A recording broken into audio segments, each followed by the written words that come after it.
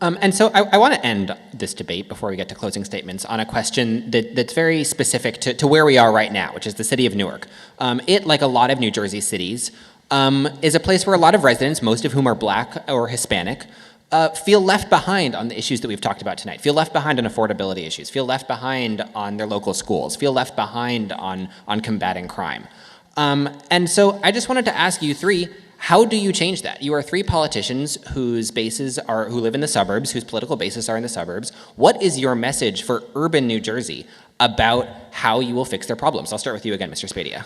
Well, in Newark in particular, you've got and have had a series of failed mayors. Cory Booker, now Ross Baraka. It's a disaster. 9 out of 10 kids can't perform at grade level. You have a crisis with lead in the water. You've got streets that are in disrepair. You have a lack of jobs. And you've got a fear among parents that someone might get shot walking their kid to school. It's outrageous.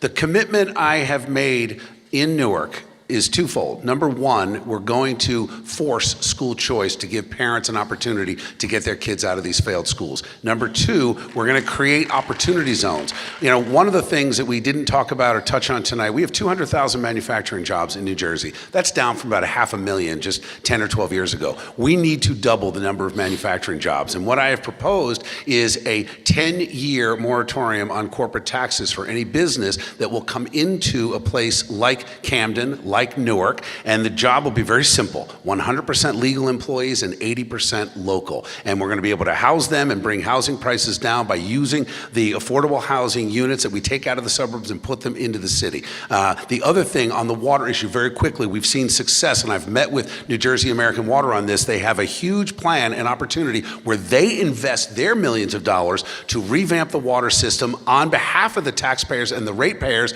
not $1 coming from the public funds. That can happen. It's worked in the suburbs. It will work in the cities. John Brennan. So I was an urban councilman for 7 years in Plainfield, and we cannot ignore our urban centers.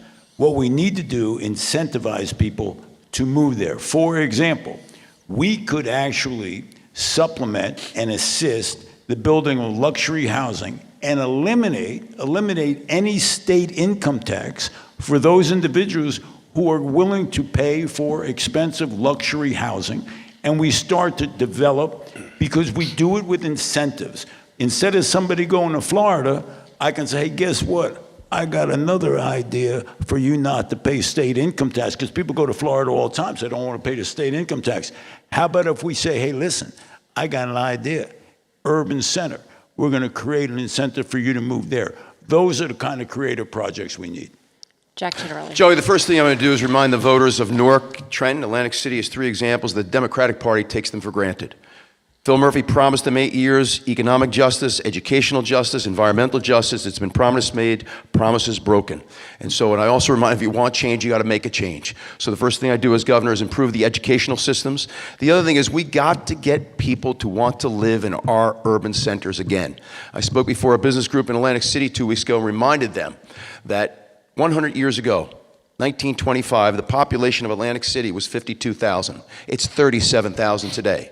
What would 15,000 more residents mean to the local economy?